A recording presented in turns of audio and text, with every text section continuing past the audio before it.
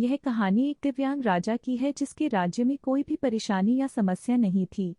सभी लोग उस राजा से बहुत खुश थे और ऊपर वाले से धन्यवाद करते थे कि इतने अच्छे राजा को उनकी जिंदगी में भेजे है।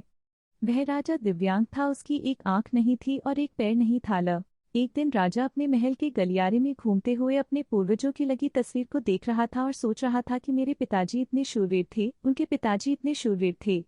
हमें इतने शूरवीर खानदान में जन्म लेने का मौका मिला, यह ऊपर वाले का धन्यवाद है। एक दिन राजा अपने महल के गलियारे में घूमते हुए अपने पूर्वजों राजा ने सभी चित्र को देखते हुए आखिरी चित्र तक पहुंचा और फिर उस खाली जगह को देखा तो वह चिंता में पड़ गया, क्योंकि उसे मालूम था कि अब यहाँ जो तस्वीर लगेगी वह उसी की लगेगी।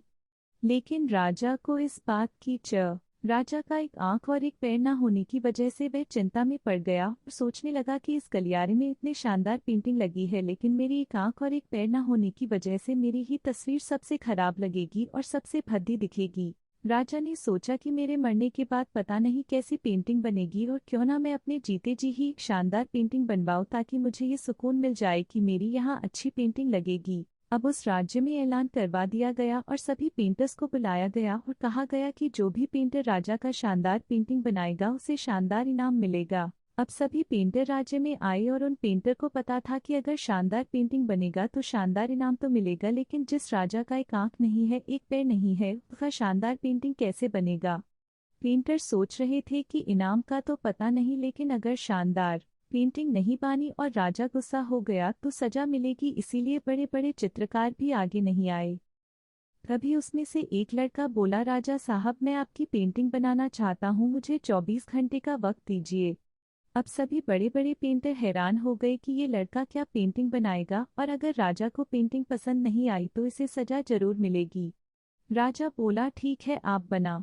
अगले दिन वह लड़का तस्वीर बनाकर लाने वाला था और दरबार पूरी तरह से भर चुका था। लोग दूर दूर से ये देखने के लिए आए थे कि वह लड़का कैसा पेंटिंग बनाकर लाएगा। अब लड़का जब उस राजा की पेंटिंग बनाकर लाया तो लोग आश्चर्यचकित रह गए। सब लोग जोर जोर से तालियां बजाने लगे, सीटी बजाने लगे, और जब राजा ने उस पेंटिंग को देखा तो वह खुश हो गया और बोला कि वाह, इससे अच्छी पेंटिंग तो इस पूरे गलियारे में नहीं है। राजा ने उस लड़के का अब आप सोच रहे होंगे कि उस राजा की क्या पेंटिंग बनी होगी जिसकी एक आंख नहीं है और एक पैर नहीं है, कैसा पेंटिंग बना होगा। उस तस्वीर में लड़के ने उस राजा को एक घोड़े पर सवार किया था।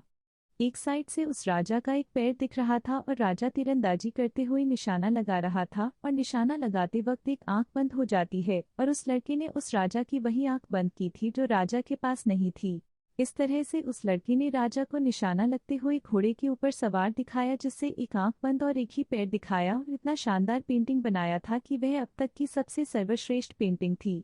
उस लड़के के सामने भी चुनौती थी, संकट था, लेकिन उसने सकारात्मक का साथ नहीं छोड़ा। जिंदगी में आप जिस भी मुकाम पर हो, जिस भी संकट में फंस जाए, जिस भी स्थिति में हो, अगर आपने सकारात्मक का साथ कभी नहीं छोड़ा तो यकीन मानिए आप उस संकट से बाहर निकल आएंगे। जिंदगी में उम्मीद का साथ मत छोड़िए, क्योंकि जिसने उम्मीद का साथ छोड़ दिया तो फिर जिंदगी उसका साथ छोड़ देती है। हर पल सकारात्मक रहिए, खुश रहिए, ऊपर वाले के आशीर्वाद के साथ और अपनों के प्यार के साथ, अपनी अच्छी और सच्ची मेहनत के साथ कर दिखाओ कुछ ऐसा कि